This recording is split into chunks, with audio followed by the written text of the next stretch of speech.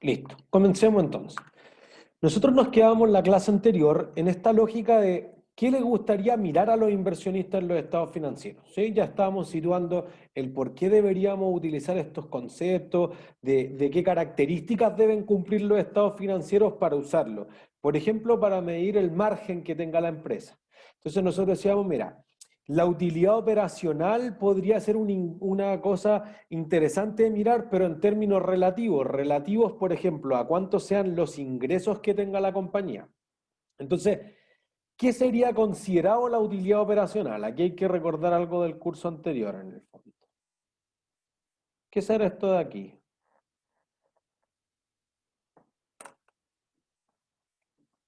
Es lo que te queda al final del ejercicio. Eso sería la utilidad neta, pero esto es quizá un poco antes. Margen bruto menos costos, creo que. Ingreso, no, Algo gastos, por ahí. o sea, costos. Entonces, yo diría que de un curso anterior uno dice, mira, tengo el ingreso por venta menos el costo por venta y eso te daría ¿qué cosa? Margen bruto. Margen bruto. Margen bruto. Listo. Y si a eso le restamos los gastos de administración y venta, debiese darte eso. ¿Sí? Eso es una definición. Nosotros podríamos adoptar otra definición del tipo, oye, pero es que eso está ordenado por lo que uno conoce como por función.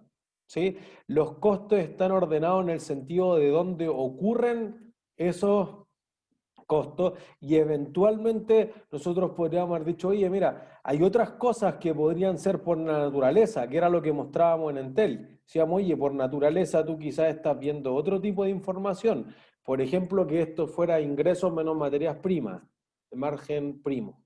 Ingreso menos costos directos, margen directo. Ingreso menos materias primas, costos directos, costos indirectos, que quizás sería la lógica del margen bruto. O al revés, por ejemplo, algo que se ocupa en muchas industrias es ingresos menos los costos variables, independiente que estos sean costos y gastos, y que eso podría ser lo que se conoce como el margen de contribución.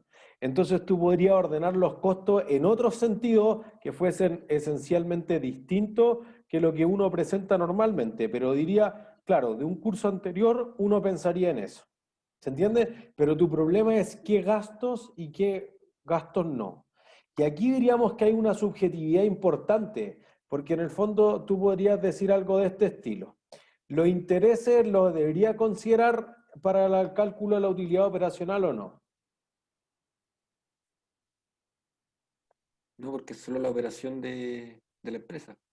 ¿Y la Eso no sería. operación no incluye intereses? Depende. Eso es. ¿Se entiende? Entonces, una parte importante de la contabilidad es que la contabilidad no debe tener una regla, sino debe ser apoyar a la empresa. Ese es el fin de todo lo que hemos estado viendo estas 4 o 5 clases ya con hoy día, que hemos dicho, mira, la contabilidad podría adaptarse perfectamente a que para una empresa los intereses son parte del negocio y para otra empresa no son parte del negocio. Entonces tú podrías decir perfectamente, mira, ¿la universidad querrá cobrarle intereses a ustedes?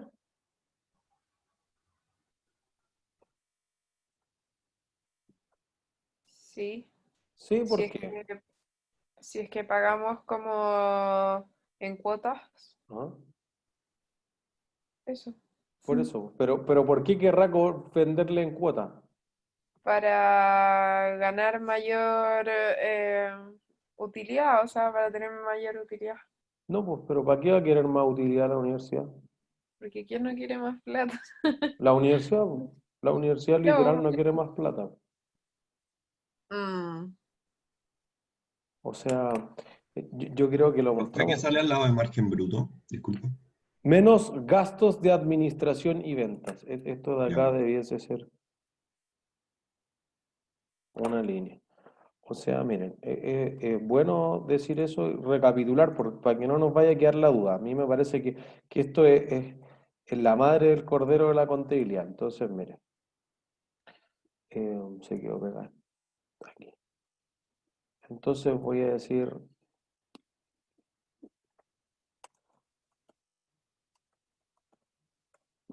o al menos esto es quizás lo que uno debería ver en un contabilidad 1. Yo lo vi súper en detalle con la gente de introducción a la contabilidad este semestre. Entonces, uno dice, mira, las universidades en principio, después podemos entrar en toda la discusión ética, pero en principio, ¿son con fines de lucro o sin fines de lucro? Sin. Sin fines, ya. ¿Qué significa Quizás eso? porque tienes que pedir prestado al banco. O sea, podríamos ir para allá, pero ¿qué significará que sean sin fines de lucro? O sea, significa que no hay como una persona que sea dueña de la empresa en teoría y que quiera ganar, sacar beneficios económicos reales solo para él al final. O sea, la fundación es dueña de la universidad y el presidente de la fundación es don Pedro Ibáñez, entonces podría ser que don Pedro es el dueño de la universidad. A él se le ocurre que los edificios sean así. Pero él no puede sacar las utilidades, ¿o no? Eso es. No es que la universidad no pueda tener utilidades, más bien lo que hay que presentar son excedentes. Entonces, los estados financieros están auditados, cumplen con IFRS, etcétera, y la universidad tiene 86.000 millones y su mayor activo, ¿cuál es? Propiedad, planta y equipo. Propiedad, planta y equipo. Y entonces es obvio, sí, los edificios tenemos razón, y los computadores, los proyectores, las sillas, las mesas, etcétera. ¿Cuál es su segundo mayor activo? Otro activo financiero. ¿Qué será eso? Los bonos y La oración estimada. inversiones. Listo, la Habría inversión. que ver la nota. La nota va a decir, créanmelo porque voy a tratar de reducir esto para que podamos partir con matemáticas financieras hoy, que son depósitos a plazo, son inversiones en bonos, sean lo que sean los bonos, que como son financieros te generan intereses, que era justamente la partida de la discordia. Entonces, ¿por qué la universidad invertirá 32.000 millones en depósitos a plazo? Simplifiquémoslo solo a depósitos a plazo. ¿Será el, comillas, negocio de la universidad invertir en eso? Para no Ah, exentar no, inversiones. hablaba la clase pasada que era para que después, cuando la universidad quisiera hacer un edificio, tuviera plata de dónde poder sacar, ¿no? Eso es. Y entonces fíjense que para la universidad no es negocio mantener las cuentas por cobrar acá. Por el contrario, si uno paga todo el año por anticipado, ¿qué te ofrece? Descuento. Un descuento. Entonces no quiere mantener la cuenta por cobrar, quiere que le paguen por anticipado, deshacerse de la cuenta por cobrar. Entonces eso hace una diferencia y si uno ve el estado de resultados, uno dice, bueno, mira, aquí hay un excedente de 4.600 millones. Si yo voy al balance en la parte del patrimonio, veo que están los resultados acumulados por 49.000 millones. Entonces uno diría, bueno, una parte importante de eso se ha reinvertido en propiedades, planta y equipo y yo estoy guardando esto para construir otro edificio, etcétera. Entonces ese excedente o ese superávit que se tiene normalmente es para hacer las siguientes inversiones de comprar más libros, de la maquinaria, el gimnasio, los edificios, volver a pintar, tener mejor instalación, etcétera.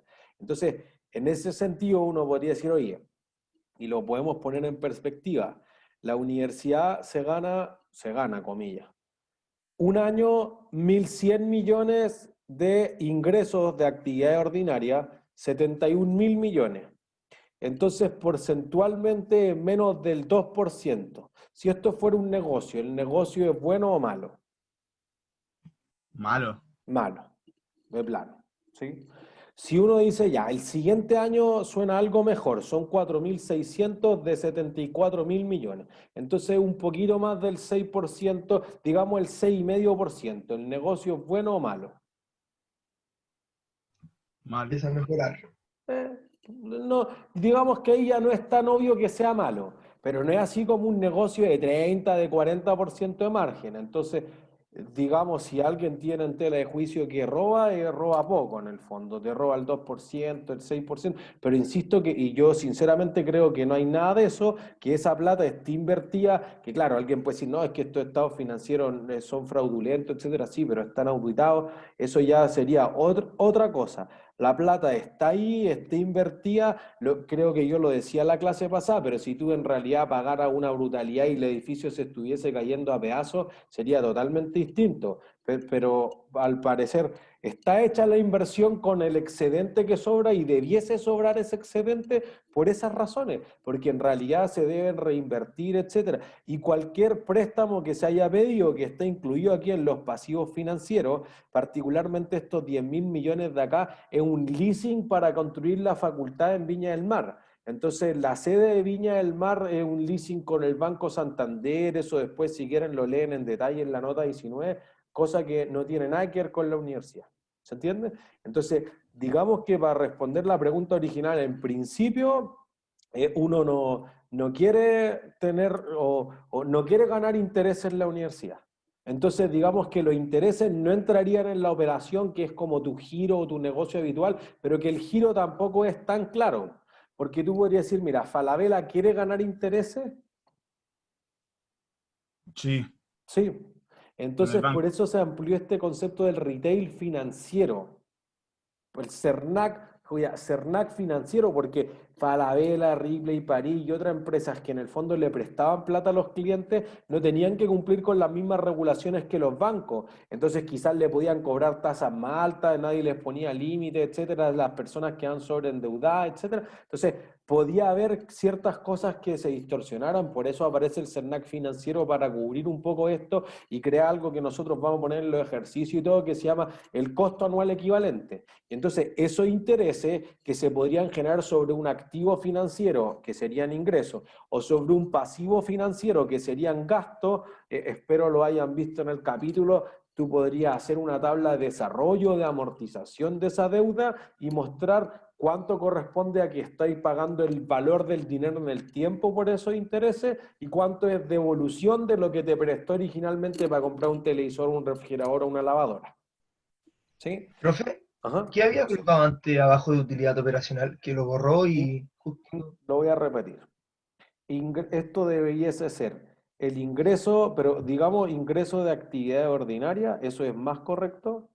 Eso era lo que quería apuntar. O sea, tus actividades ordinarias podrían considerar más cosas. Por ejemplo, arriendo. Si tú fueras el grupo Falabella, entonces tú tienes Amol Plaza que cobra arriendo. Tú tienes ventas, que sería Falabella, tú tienes el banco Falabella, que cobra intereses, entonces todo lo que tú hagas regularmente son tus ingresos de actividad ordinarias, que es más que solamente los ingresos de la venta.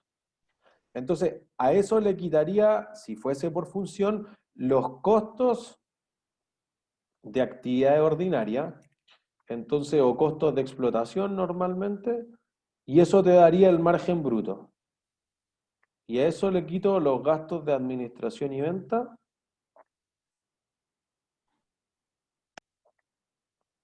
Y eso te debería dar la utilidad del negocio. ¿Se entiende? Pero de nuevo esto queda muy subjetivo. Entonces, por ejemplo, ya una nueva versión, ya la versión del 2018 del marco conceptual iba en esa línea, pero deja algunos capítulos a que al futuro te va a decir qué es operacional y qué no es operacional. Porque algunas empresas quedan en esta disyuntiva y dicen, oh, vendí un camión, pero el camión lo ocupaba para transportar poleras de Falabella. Entonces, ¿es del negocio o no es del negocio? O en realidad, mira, yo tengo operaciones en Colombia, entonces el tipo de cambio de las cuentas por cobrar, uy, eso es parte de lo, si se devaluó, se apreció, gané, perdí por la diferencia de cambio, ¿eso será parte de tu negocio o no de tu negocio? ¿Y cuál es tu negocio? No, es que hacemos varias cosas, mira, yo construyo la tienda y te la arriendo, pero también vendo polera y te financio las lavadoras, chuta, no es tan obvio. ¿Se entiende? Entonces, por Profe, ya eso es que el esto concepto de sería otro ingreso operacional, operacional. perdón, Martín, de nuevo. Sorry, que esos ingresos que al final no son en teoría de parte de los ingresos como de la empresa por la actividad ordinaria, ¿serían otro ingreso operacional?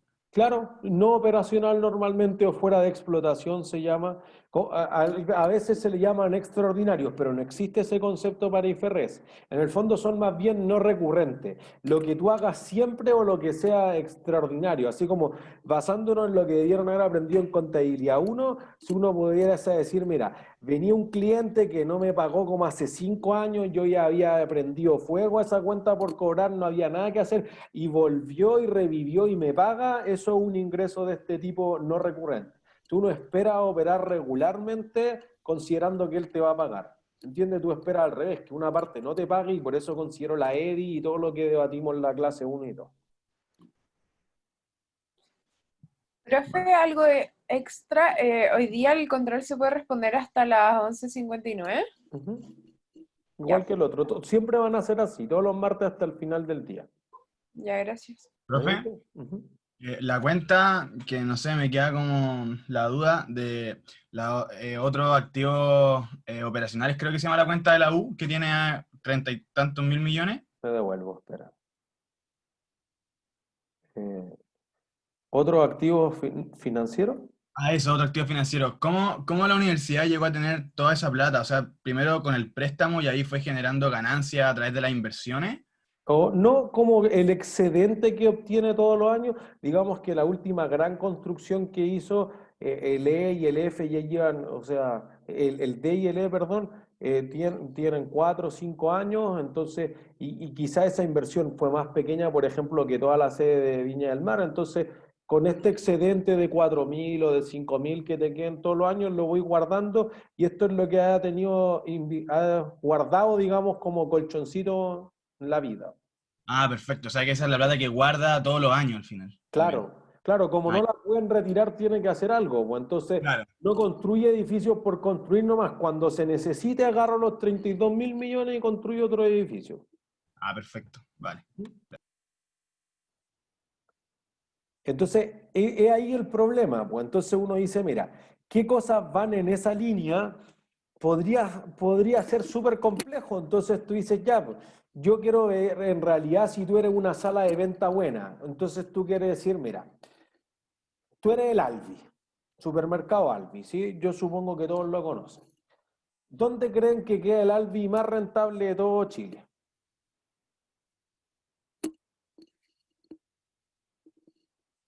En el sector oriente.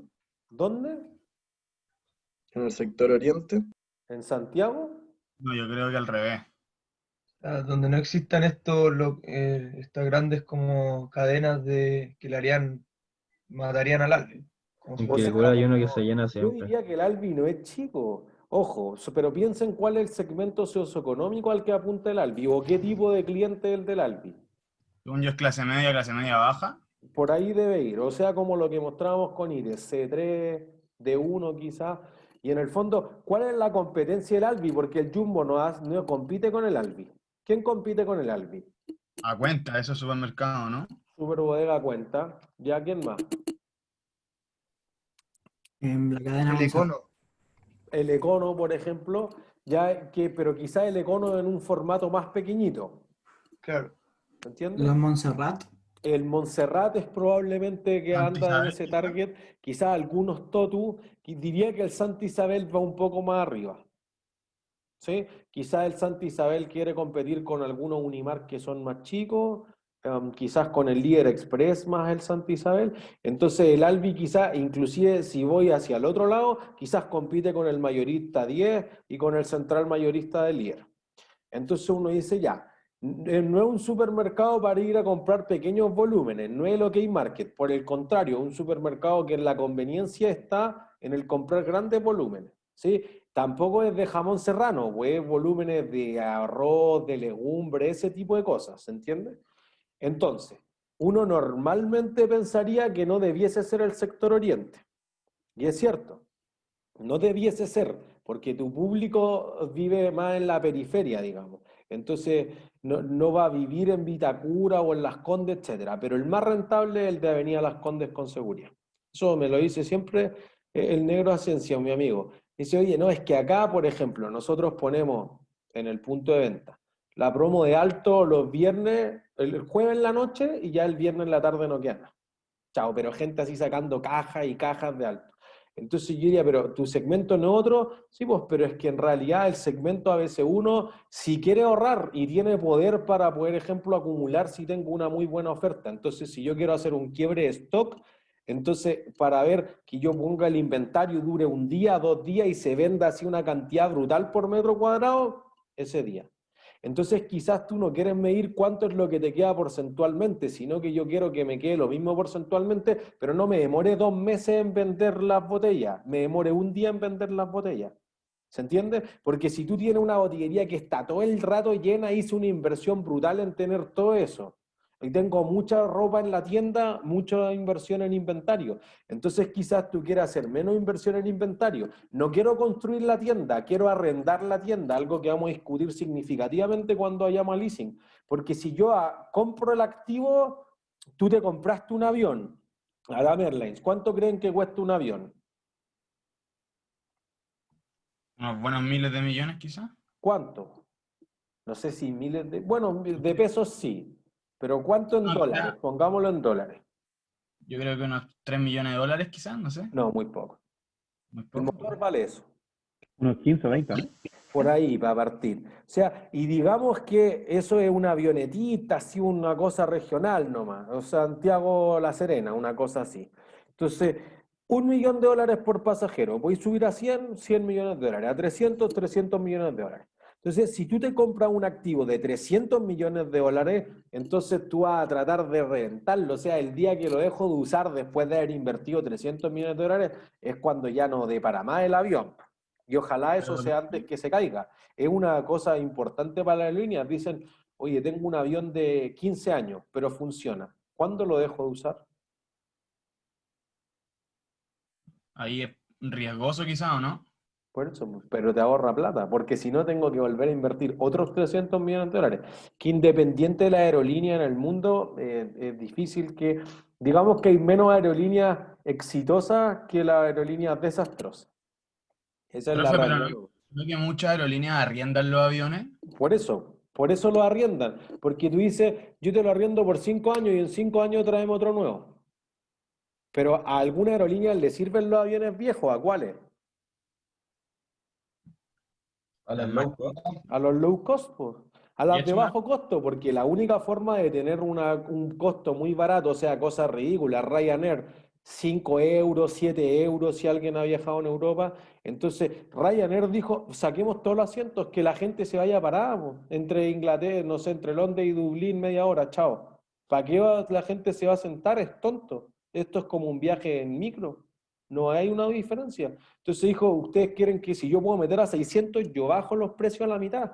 Y China Airways también apoyó algo de ese estilo. Entonces uno dice, bueno, no, es que es muy peligroso viajar parado. Ya ahí empezaron a hacer los límites. Pero eventualmente han llevado la idea de low cost al mínimo posible. Usted lleva cualquier equipaje, entonces ya, tiene que pagar extra. Usted quiere comer arriba, extra. Quiere ir al baño arriba, extra. Todo extra. Bueno, es que quiero viajar nomás, pues, chao, el mínimo. Entonces, el low cost necesita tener un avión que sea más barato, pues. No puedo tener el avión último tecnología, que tenga primera clase, que tenga clase ejecutiva y que además tenga turista. No, chao, bótate el primera clase, esa cuestión es caro. Pero por el contrario, si tú quieres ser Emirates, da lo mismo, $5.000, $7.000 un pasaje en Emirates. En primera puede ser $15.000. Si voy a Dubái, no voy a ir en turista, ¿se entiende? Entonces, pero son segmentos distintos que tienen aviones con vida útiles distintas, que tú quieres decir, mira, a mí me da lo mismo que el avión venga a media capacidad, pero si le estoy aforrando un margen de 70%, de 60%, es distinto a Ryanair Airways, que dice, oye, si se me fajan 5 pasajeros, salgo a pérdida con el vuelo. Son distintos modelos de negocio.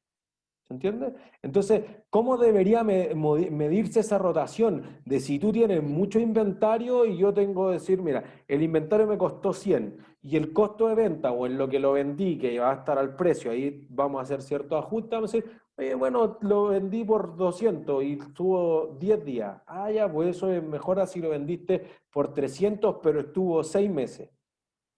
Pero son negocios distintos. Entonces, obviamente, por ejemplo, en auto, un Ferrari está más tiempo en exhibición, digamos, en vitrina, en el concesionario, que un City Car. Claro, pero eventualmente el margen, por ejemplo, del Tata Nano, el auto más barato del mundo, $2.500, no tiene radio, no tiene maleta, no tiene ni una cuestión, chao. Lo único que es un City Car para llegar al trabajo y listo. Bueno, el margen es muy pequeño, pero es de volumen.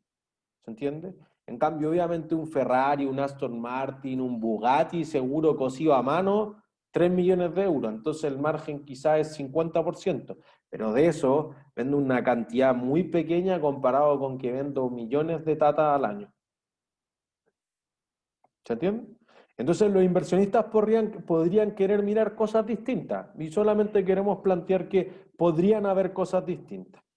Entonces nosotros diríamos, mira, quizás lo que quiero medir no es ni cuánto vendo ni cuánto margino, sino cuánto es la rentabilidad del activo, el ROA, o la rentabilidad de mi plata, del equity, del patrimonio de la empresa. Entonces tú podrías decir, la empresa renta mucho o renta muy poco en estos aspectos y quizás yo prefiero invertir en la empresa de al lado. Algo que vamos a llegar cuando veamos, por ejemplo, el caso de Mallplaza contra el Parque Arauco. Vamos a decir, ya, ¿por qué ocupará esto? ¿O por qué ocupa el costo y el valor razonable? ¿Y cómo calculo el valor razonable? Y todo lo que debatimos la semana pasada. ¿Se entiende? Son los indicadores que están mirando los inversionistas, eso es lo que quieren hacer, para eso sirven tus estados financieros, todo el resto es lo que está detrás, los asientos, etcétera, que no vamos a meter en eso, pero está detrás. ¿Se entiende? Entonces, bueno, al final de las láminas siempre queda un pequeño mapa conceptual y ciertas preguntas de autoestudio para que ustedes lo vean. Entonces, yo quiero ver unos ejemplos prácticos que teníamos de una característica que quizá no es evidente para todos, o al menos no debiese ser evidente. Voy a pasar esto para acá, que es, por ejemplo, voy a abrir los estados financieros. Nosotros ya mostramos Entel, ahora voy a mostrar Enel Generación, por si acaso, pero uno ya debiese haber entendido esta idea de los estados financieros por función, que era lo que nosotros mostrábamos recién, comparado con los estados financieros por naturaleza, que es más bien en el qué tipo de costos eran, no en dónde ocurrieron los costos, porque piensen que ustedes podrían consumir materiales en la oficina o materiales en la fábrica. Cuando yo los clasifico en cuáles son materiales de fábrica y cuáles son materiales de oficina, eso es función. Cuando yo digo que todos son materiales independientes de dónde se consumieron, entonces esos son por naturaleza, ¿sí? La naturaleza es que sean materiales. Entonces, en el generación, todos lo tienen, o la mayor parte tienen en la casa esto, entonces para que se hagan una idea de lo grande que es, pues, y por eso la gente se enoja cuando llega mal la cuenta de la luz y todo, que es obvio. Ingresos operacionales, fíjense que pone los ingresos de actividad ordinaria, lo que ocurre siempre, y pone otros ingresos, y esos ingresos también los considera operacionales. ¿Ven? No hay un estándar de lo que uno considera operacional. 1,6, bueno, ¿esa M qué significa? Millones. No. En Estados Unidos sí. En Chile no. Miles. Lean este número, por favor, y le agregan 3 ceros. ¿Millones? Millones. No se entiende, profe, ese número. Bueno, eso es lo que quiero decir. Y por ejemplo, esto pasa mucho, yo lo debatía con los abogados en un curso que hacíamos en la Chile. Esto es 1,6 billones de pesos, pero eso en inglés sería 1,6 trillions. En inglés, lo voy a escribir. En inglés, un billion, esto es sin tilde, billion es 1.000 millones. Entonces, un trillón es un billón en español. Entonces, y esto a los periodistas se les pasa notablemente, Apple acaba de romper la barrera de 2 billones de dólares. No hay nada en la vida que valga 2 billones de dólares. No hay. ¿Se entiende? Entonces, lo que acaba de hacer es que vale 2 trillion, no vale, perdón, 2 trillones, eso era lo que escribían los periodistas. No vale 2 trillones, nada en la vida vale 2 trillones. ¿Se entiende? Entonces, hay que tener claro eso. Por eso que en inglés cuando ocupan 1.000, le ponen K. Y cuando ocupan millón, le ponen M. O a veces ocupan M mayúscula o M minúscula. Pero si se puede prestar a confusión, normalmente ocupan la K. ¿Entiendes? Nosotros no, pues en 1.000, y si fuera millón, y si fuera 1.000 millones, si fuera billones, y así sucesivamente. ¿Sí? Entonces esto es 1,6 billones de pesos chilenos. ¿Se entiende? Le quita las materias primas y te queda este margen de contribución, que era otra cosa. Nosotros hablamos del margen bruto. Después le quita Otros trabajos realizados, gastos por beneficio a los empleados. Eso incluye los sueldos, pero además incluye las vacaciones, las indemnizaciones que haya provisionado y cualquier otra cosa. Depreciación de los activos tangibles y amortización de los intangibles, cualquier deterioro o la reversión del deterioro eventualmente, y otros gastos que están hechos por naturaleza, y entonces ahí uno va a obtener la resultado de explotación, que eso podría ser la utilidad operacional o podría no ser la utilidad operacional, ¿se entiende? Entonces en el teje y maneje de ahí entre medio, cada uno le pone el nombre que quiera. Entonces al final uno dice, ya, ¿y qué puso en otras ganancias? Chuta, pero acá no puso otros gastos también, y acá puso otros ingresos, ¿y por qué hay este ítem de otras ganancias? O sea, si yo no leo la nota, chao, no entiendo nada. Tendría que ir, y aquí hay harta plata, hay 113.000 millones. ¿Se entiende? Ingresos y gastos financieros, que eso es más que solo los intereses, podría ser las comisiones de las tarjetas, si ellos factorizan las cuentas por cobrar y ahí hay un costo financiero, todo eso tiene que ver. Utilidades de los negocios que en los que yo participo, pero no soy totalmente el dueño, las diferencias de cambio, si yo tengo préstamo o tengo activo en dólares o en otra moneda y te juega a favor o te juega en contra, y el resultado por unidades de reajuste, si tú en realidad te endeudaste en unidades de fomento o extrañamente en unidades tributarias mensuales en UTM que son reajustables. Y ahí sí ya todos llegarían a la ganancia antes de impuestos, pero yo puedo haber puesto cualquier tipo de margen entre medio y le funcionará bien. Es probable que a esta empresa le entregue mayor información dar los estados financieros de esa forma. Por eso lo coloca así. Si no, los accionistas hubieran dicho no, pues que sea de otra forma. Hubieran presionado a que sea por función o que pongan el margen por segmento, el margen divisional o cualquier otra cosa que les fuera más cómodo. ¿Sí? Y ahí sí ya está la utilidad neta o utilidad del ejercicio, 425.000 millones. Entonces, si quieren saber de un negocio bueno, uno que gana 425 de 1,6 billones, 25%. Ese negocio sí es bueno, porque ¿cuál es la competencia de Chilectra? De Enel, digamos. Esa, no hay.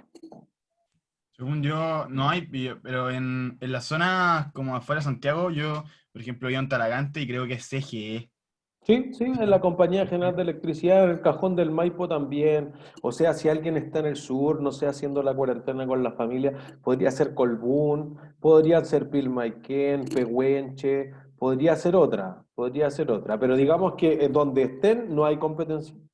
No es como Claro, CGE o en él, no puedo escoger. ¿Se entiende? claro. Entonces, en general, en los negocios de utilities de servicios básicos es como el clásico ejemplo de economía de un monopolio natural.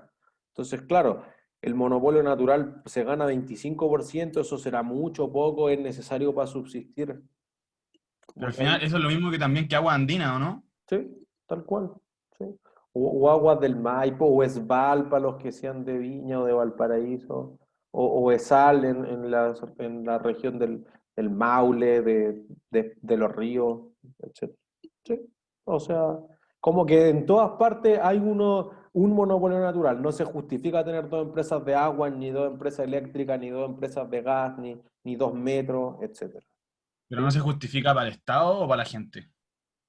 O sea, económicamente no se justifica, porque si yo lo hago pelear, van a terminar, competir, van a terminar vendiendo al costo marginal. Y eso va a hacer que ninguno gane, pues si ninguno gana, entonces no puedo volver a reinvertir, entonces de repente se van a rentar las matrices y no tengo ni un peso para reinvertir. Entonces la gente va a quedar sin agua y sin electricidad, así sucesivamente. Entonces, y después de la batalla, para poder reinvertir, voy a tener que subir los precios cuando me eche a la competencia, pero la competencia va a ser demasiado salvaje. Por eso en general se entiende que en las empresas de servicios básicos, e insisto que los profesores de economía lo explicarán 100.000 veces mejor, es probable que lo mejor posible, quizás eso no es lo mejor, es solamente el óptimo práctico, es que sean una empresa, pero que esa empresa debe ser regulada, porque si no cobra cualquier cosa tirada de las mechas y entrega un servicio pésimo y te aforran el precio. Eso es lo que no debiese ocurrir. Que sobre todo, según yo, es importante lo del servicio, que acá de repente se corta la luz, no sé, súper seguido. Y nadie puede hacer nada, porque como es un monopolio, no. Por eso que por ejemplo, en telecomunicaciones, BTR, o sea, el que debería estar encima es la Superintendencia de Telecomunicaciones. ¿Por qué se cae? Porque no ha hecho las inversiones necesarias y así sucesivamente. Entonces, claro, es que las personas en algunas partes no tienen otra opción que no sea esa. Pero mientras se genera más competencia, entonces o BTR hace mejores inversiones o va a perder a todos sus clientes. Y yo creo que ahí Entel, por ejemplo, le ha ganado un paso importante. Cuando nosotros revisemos la memoria de Entel, se va a notar, o sea, hay un segmento que está tomando fuerza como negocio dentro de Entel, más que celulares. En celulares gana, pero no es tanto. ¿Se entiende? Entonces, miren, si fuera farmacia ahumada para entender esta idea, fíjense, esto es farmacia ahumada en los años coludidos, especialmente, por eso no es que quisiéramos poner uno súper antiguo, en los años que farmacia ahumada estaba coludida, y quiero que vean esto. De nuevo, total de ingreso ordinario, pero fíjense que después ya no tira ningún margen, ni margen de explotación, ni margen de contribución, ni una cuestión, chao. Me voy a la última línea. Pero sí ya a la última línea, fíjense que le pone un apellido, le dice ganancia procedente de operaciones continuas o continuadas y las descontinuadas, que es algo que vamos a ver en específico con Ripley. Entonces ahí uno dice, ah, perfecto, mira, ¿cuánto gana? Y aquí es una parte que queremos impulsar, que por ejemplo, yo voy a tratar de agregarle a los capítulos una sección al final de ética. Y de hecho, aunque sea tarde, vamos a subir la nueva versión con discusión ética. Farmacia ahumada, coludida. ¿Gana mucha plata o gana poca plata? Poca, ¿Por qué?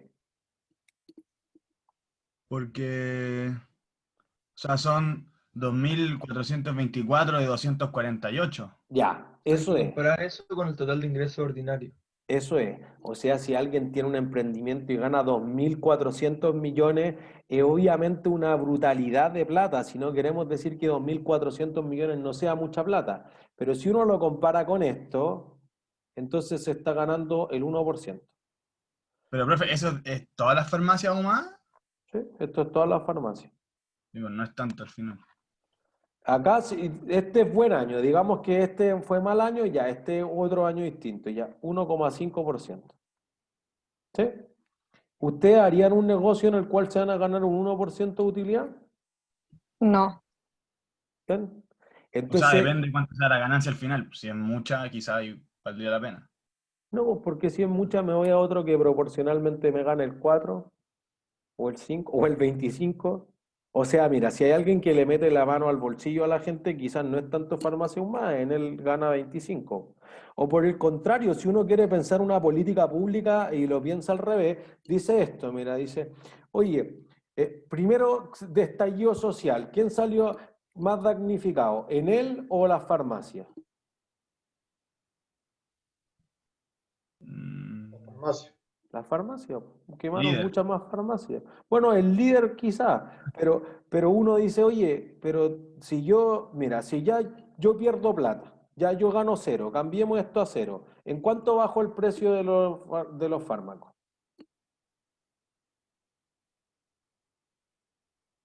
Porcentualmente. ¿En uno? Un 1.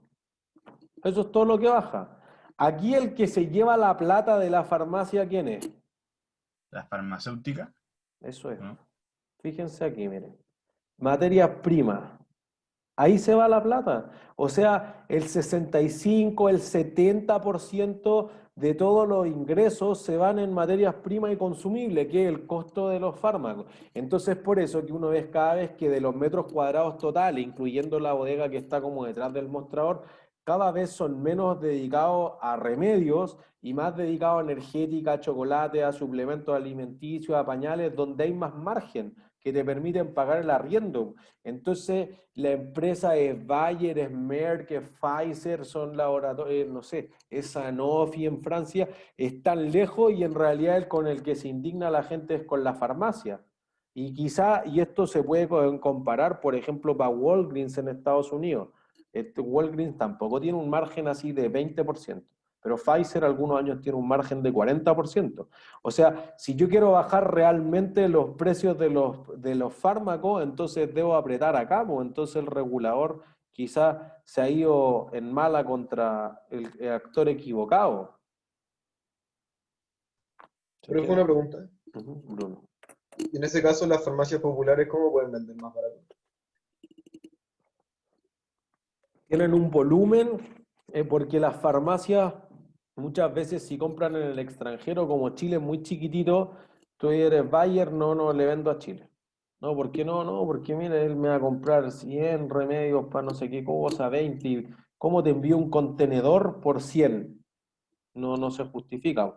Entonces, para las farmacias populares, la Cenabas, la Central Nacional de Abastecimiento, compra en el volumen. Entonces digo, ya, yo te voy a comprar 500.000 unidades y yo le reparto a 500 municipalidades. ¿Se entiende? Entonces, muchas veces la Central Nacional de Abastecimiento compra, después le vende a la farmacia y la farmacia le vende.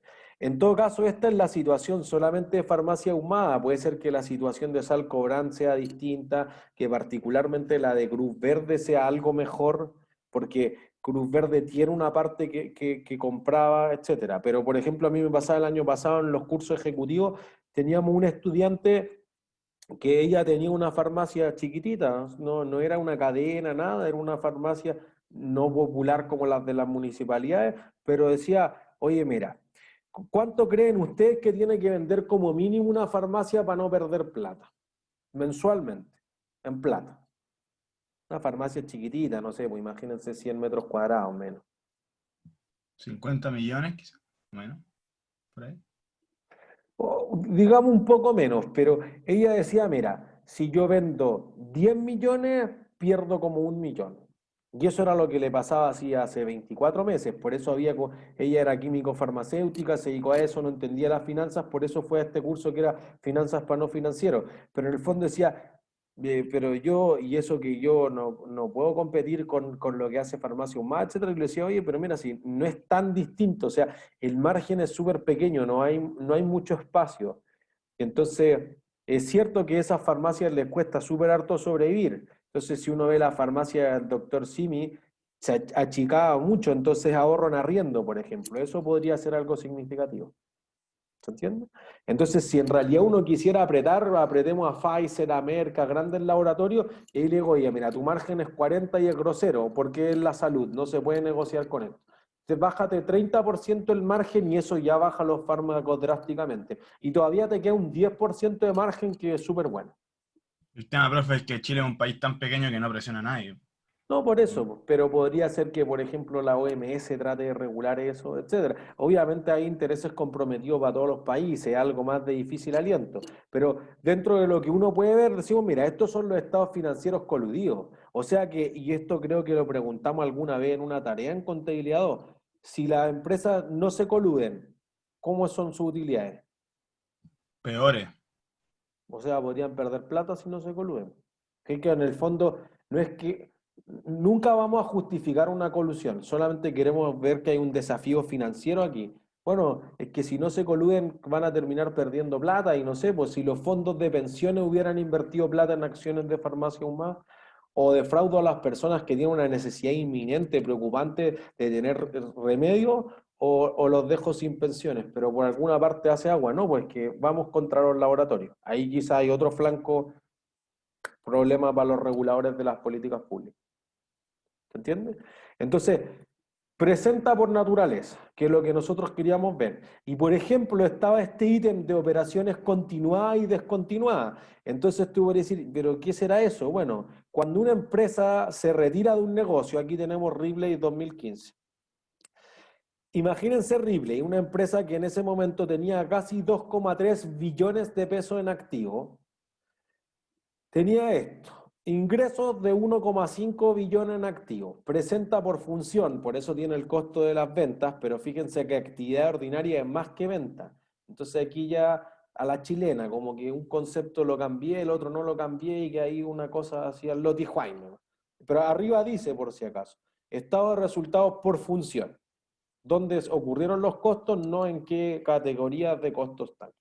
Le resto todas las otras cosas y no sé cuánto es la utilidad operacional. No está nomás. Entonces después los analistas financieros tienen que saber dónde pongo la línea. Arriba de otras ganancias, abajo de otras ganancias para ver cuánto es del negocio. Dice, mira, yo me voy acá nomás. Y entonces el 2015 es un buen año o un mal año para Ripley.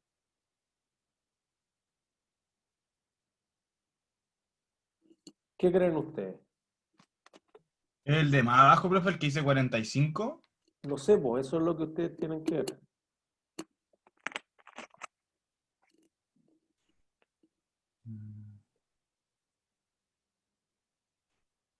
Según yo, un mal año. ¿Cuánto gana o cuánto pierde?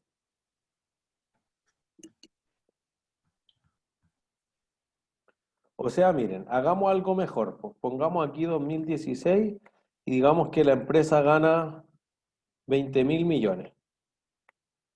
¿Eso es un buen año o un mal año el 2016? No sabemos, ¿Por qué no? porque no sabemos con quién comparar. Bueno, ese es el problema.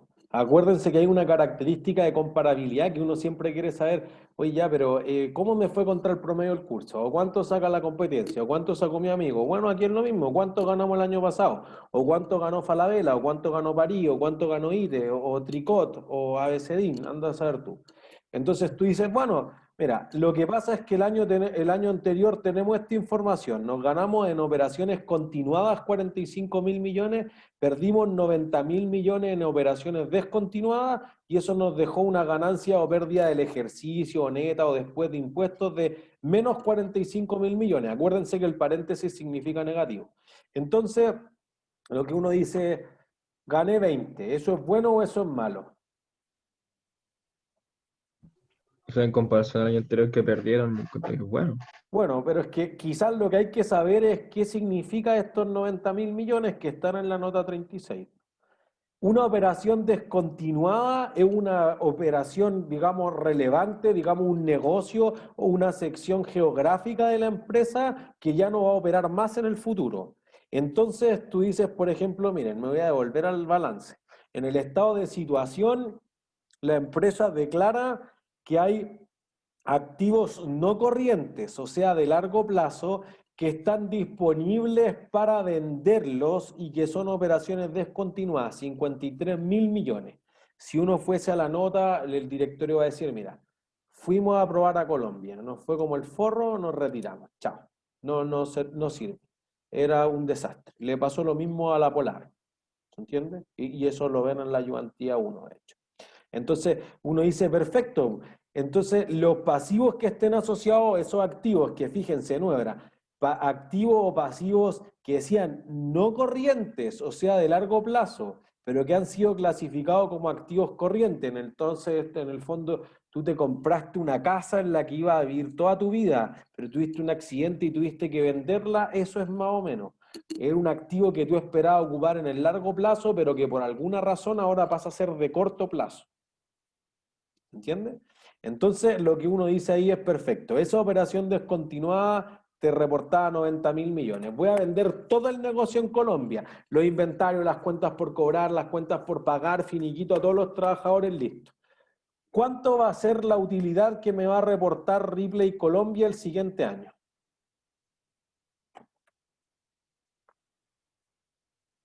Si yo tuviera que poner un número aquí, ¿cuánto es? Esto acuérdense que es 2016. Si cerré el negocio, ¿cuánto voy a ganar o perder ahí?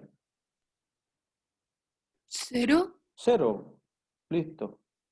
Porque ya vendí el negocio, pues no puedo perder eso. Entonces, por eso se debe declarar como una operación descontinuada, porque si nosotros decíamos, ganó 20.000 millones, es súper bueno comparado con la pérdida de 45.000, pero eso sería una comparación incorrecta, porque estos 45.000 están influidos por una ganancia que jamás se va a volver a repetir. No, perdón, una pérdida en este caso, 90.000 millones.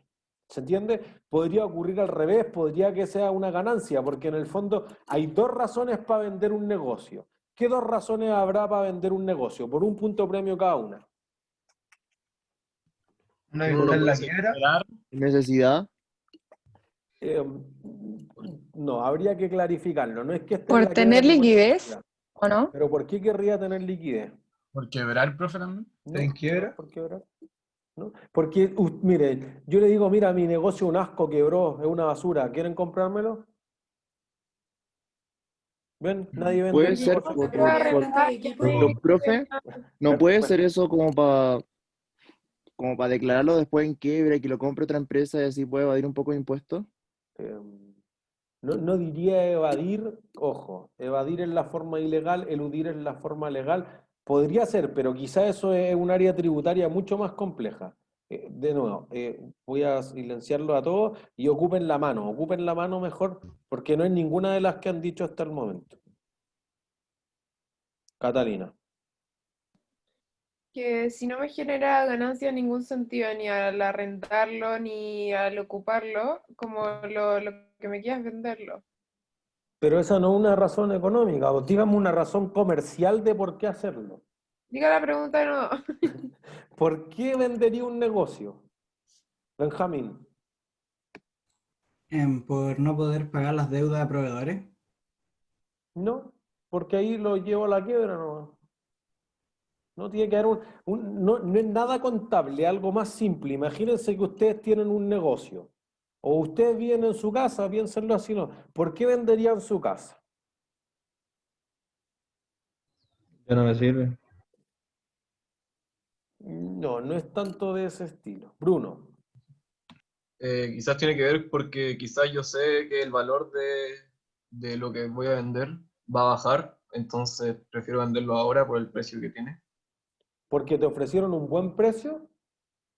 No necesariamente, sino porque quizás yo sé que a futuro va a valer menos o puede valer nada. Entonces, un buen precio el actual. Sí, o sea, depende. Sí, listo, ya. Un punto premio. Porque te ofrecieron mucha plata nomás. ¿Se entiende? No es que aquí vamos a construir un edificio, listo, te ofrezco el doble que lo que vale el valor de mercado y ya, se vende. Esa es una razón. Y la otra razón, esta, Leonardo. Porque me quiero asociar con otra empresa.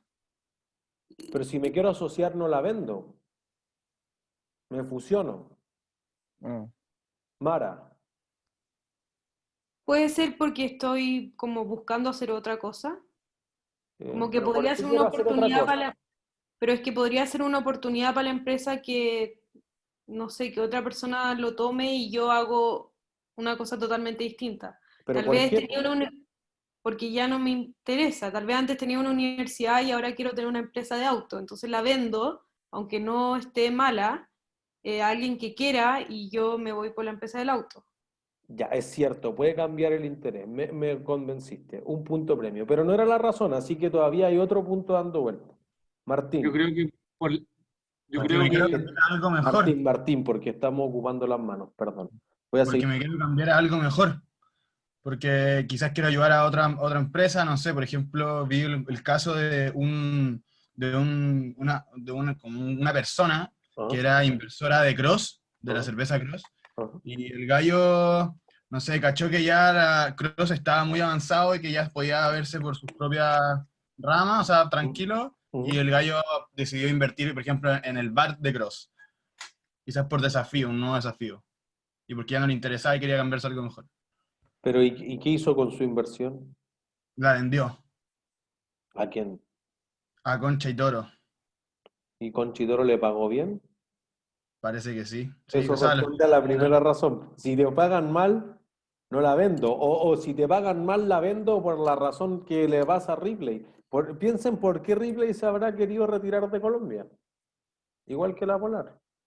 Es la otra razón para... O yo la vendo porque me están ofreciendo un precio muy alto o por otra razón. que ya no es rentable. Eso es. Eso es. ¿Por qué estoy perdiendo plata? Sea en términos contables o sea en términos del costo de oportunidad. Esa es tu razón. Entonces, claro, si se está desangrando, cortemos el sangrado nomás. Pues entonces, claro, aquí no hay negocio en Colombia, ya, me deshago de eso. Esa es tu razón. Entonces, por ejemplo, Cristalería Chile, si alguien es de Valparaíso, de Viña, etcétera, de la quinta región, digamos, Cristalería Chile, que era dueño de Megavisión antes que se llamara Mega, el grupo Betia vino y le ofreció mucha plata y se lo vendió, pues, y entonces podría ser una ganancia por operaciones discontinuadas, perdón. No es que siempre haya pérdida, Puede ser que te ofrecieron mucha plata, entonces puede ser este cambio de foco, etcétera, pero es porque te pagaron bien. Yo no cambio el foco si el negocio es súper rentable y no me han ofrecido una porrada de plata al otro lado. ¿Se entiende? Entonces, para estos efectos de comparación, tú querrías comparar lo que va a continuar solamente, porque este es irrepetible, es una operación descontinuada. Y no es que yo vendí un camioncito, es que yo separé un negocio, por ejemplo, yo ya no me dedico más a la televisión, o yo ya no me dedico más al Banco París en el caso de Cencosud, o en realidad yo ahora no voy a operar más en Colombia o en Argentina como LATAM Airlines, etcétera. Entonces, ahí hay una operación que es descontinua. Es algo significativo, no es que tú vendiste una cosita chica, es una cosa que pesa mucho, particularmente aquí que te da vuelta la utilidad de 45.000 millones de Ripley a una pérdida de 45.000 millones. ¿Entiendes? Esa es la parte, digamos, el fundamento esencial de eso. ¿Sí? Entonces, todo eso es lo que un inversionista querría mirar con regularidad. Entonces uno diría perfectamente, mira, ¿el inversionista querrá eso ahora o querrá eso en el futuro? Ahora. Ahora, ¿por qué? Porque según yo, si va a invertir, no le interesa en el futuro. ¿En qué sentido no le interesa en el futuro? Sería al revés, ¿o no? ¿Por qué? Porque generalmente los inversionistas ven hacia el futuro. Es una cosa que genera ingresos para el futuro, es como a largo plazo. Pero si yo les digo que le ofrezco 1.000 ahora o 1.000 en el futuro, o 1.000 a fin de semestre, ¿cuándo los prefieren? Ahora, como ¿Por porque qué? por las necesidades, no sé. Porque la Pero, plata vale más ahora. pero ¿por qué vale más ahora? Es Es cierto. que Depende. puede ser por ¿El costo de devengado. oportunidad? ¿Costo de oportunidad de qué? O sea, no es por el devengado, ojo, por si acaso, pero ¿costo de oportunidad de qué? Que tal vez lo puedo meter en un fondo o en una institución que me da cierto interés, o tal vez lo puedo invertir en alguna empresa donde me pueda dar más interés que tener la plata parada sin nada y que me Eso la es. den a final de año. O sea que ustedes podrían convertirlo en algo más. Si eso ustedes tienen un fondo, un depósito a plazo o algo más simple, tengo un emprendimiento y si yo puedo de comprar 2 unidades, puedo comprar 3 unidades y la vendo y margino, etcétera, la puedo convertir en 5.000 al final del año. Entonces, no tener esos 1.000 ahora te es muy costoso. Tú dices, no, un depósito a plazo, pagan una mugre hoy en día, 3%. Bueno, pero 3% es mejor que 0% que tenerlo en la cuenta corriente o en la bolsillo en el fondo. ¿Se entiende? Entonces, la idea esencial de las matemáticas financieras es esa, que hay un valor del dinero en el tiempo. Por eso las empresas quieren proyectar las utilidades, quieren ver el futuro. Muchas de las partidas contables que están ahí esperan que cuánto me van a pagar los clientes en el futuro, que cuánto le voy a pagar yo a los proveedores, que por cuántos años voy a ocupar este avión o estas máquinas, etcétera. Entonces, la idea esencial es que al final de las próximas, yo diría por final del próximo jueves, debiésemos ser capaces primero de apreciar cuál es la relación que hay entre el riesgo y las tasas de descuento. Aplicar los principios básicos de las matemáticas financieras, qué clases de tasas de interés existen, efectiva, compuesta, simple, equivalente, y cómo aplicar eso, y eventualmente entender que yo en un préstamo puedo separar que una parte de la cuota que corresponde al valor del dinero del tiempo es los intereses y que otra parte de eso es la devolución de la deuda. ¿Sí? Entonces, ¿qué queremos pensar? Queremos pensar, mira, Argentina, o podría ser esto Venezuela, podría ser Costa de Marfil, podría ser el Líbano.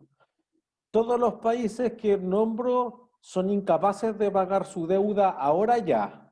Por eso que ahí aparece como la caricatura de que su deuda externa es muy pesada. ¿Por qué? Porque el país, por ejemplo, Argentina hasta el año 2001 mantenía el tipo de cambio fijo. $1 era $1 argentino. Ahora, ¿cuántos pesos argentinos es $1? Varios. Más con 80 tal vez, no sé. 40, 60, 80, o sea, no vale nada. Y en la devaluación del año pasado, en un día 25% menos. etcétera. Entonces es una cosa como brutal porque tú te endeudaste en dólares y cada vez lo que produce tu economía no vale nada para pagar eso. Y particularmente, por ejemplo, Venezuela. La mayor parte del PIB de Venezuela, ¿de dónde proviene? ¿Del El petróleo? Del petróleo, petróleo. ¿El petróleo se transa en qué moneda? Dólar. dólar. Dólares de Estados Unidos. Y entonces, como hay un bloqueo, una pelea permanente entre Estados Unidos y Venezuela, Venezuela, si quiere que alguien le preste plata para seguir desarrollando pozos petroleros, etcétera, tiene que ir a buscar plata afuera. Y digamos que fue predominante hasta al menos el 2005 más o menos, que si tú ibas afuera, ¿en qué moneda tienes que pedir plata?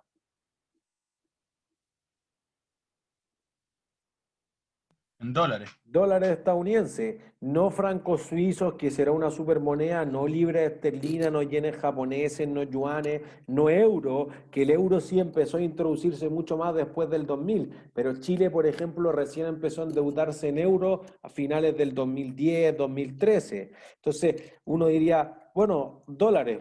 Ya, pues y es que ahora tenéis que pagar en dólares. No, nadie le puede vender dólares a Venezuela, sino las penas del infierno con Estados Unidos. Chuta, entonces no vendemos.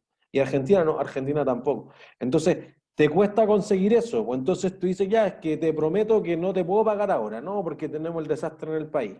Pero te pago en 20 años más. ¿Valdrá algo esa promesa? No. No sabemos, hay alguien que le cree, si todavía hay gente que le presta plata a Argentina, el Fondo Monetario Internacional de plano.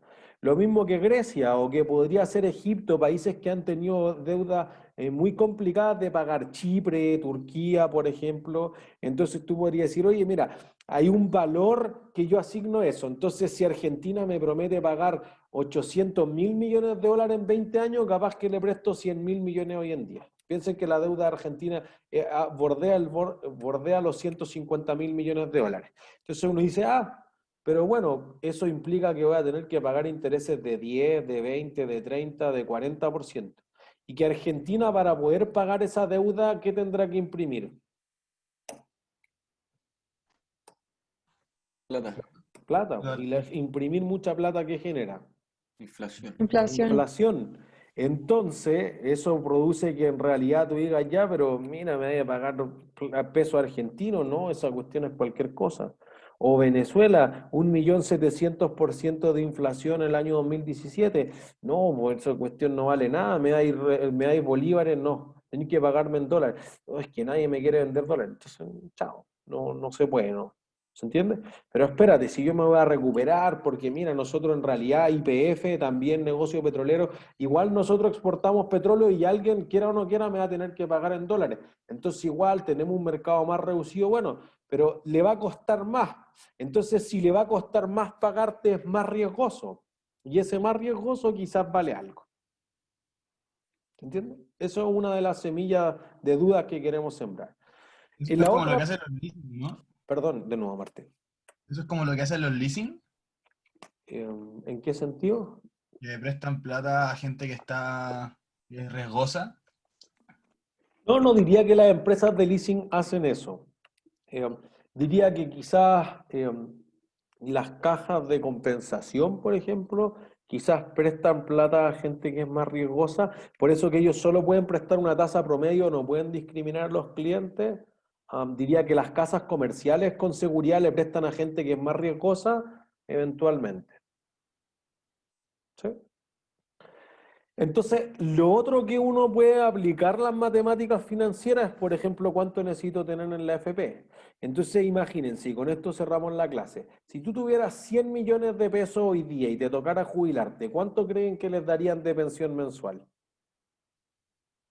¿Con cuánto, profe? Con 100 millones de pesos. Creo que son como 500 lucas, ¿o no? Eso. Más o menos anda de ese orden, ¿se entiende? Vamos a discutir que si eso fuese en renta vitalicia, en retiro programado, quién paga eso, etcétera, pero en el fondo este cuadrito reduce súper bien a lo que implica aquí. La AFP se tiene que encargar de agarrar eso e invertirlo en los mejores proyectos posibles, en edificios, en carretera, en bonos, en acciones, en leasing y cualquier otra cosa que haya entre medio de inversiones financieras para que rente y crezca el pozo de la persona. Pero la persona tiene que encargarse de aportar por muchos meses meses, de quizás desfasar la edad de jubilación, particularmente algo que vamos a discutir con las mujeres. Las mujeres viven más y cotizan por menos tiempo y además tienen más lagunas laborales, que vamos a explicar lo que es. Y para más remate, no es solamente que el sistema de pensiones sea injusto con ellos, el sistema salarial es injusto con ellas y les pagan menos en el mismo cargo. Entonces eso obviamente revienta las pensiones para las mujeres. Y vamos a ver cómo se debería mirar eso y cuál es el factor más significativo. Y que quizá la AFP o la super de pensiones debería dedicarse a concientizar a las personas respecto a qué factores influyen mucho o poco en tus pensiones, porque por ejemplo la comisión de administración no sirve para nada. Si te cobran el 2% o el 1%, subo o baja tu sueldo, no influye en nada de lo que van a hacer con tu pensión. Por el contrario, si bajo mucho la comisión de administración, capaz que ya no puedan contratar a nuestros egresados en la AFP, van a tener que contratar a unos egresados de unas universidades que saben harto menos y quizás qué van a hacer con la plata, entonces va a rentar menos en el largo plazo y eso sí que va a jugar en contra para las pensiones. Entonces hay ciertos factores que nosotros vamos a digamos, revisar y cómo eso se valoriza en términos del valor del dinero del tiempo en nuestro desafío para las siguientes 3 clases. ¿Sí? ¿Dudas? ¿No? ¿Todos claros? Ha sido todo por hoy entonces. Que estén súper bien. Chau, chau. Chao, profe, gracias. Chao, profe. Chao, profe, gracias. Chao, profe. que estén Chao, bien. profe. Profe, que esté bien. Igual, chau, chau. Profe, una pregunta, ¿los puntos en clase cómo funcionan? Me envían un correo hasta 24 horas después explicando en qué sección y por qué sacaron el punto premio. Ya, listo. ¿Estés bien? Chau, chau. Ya, gracias.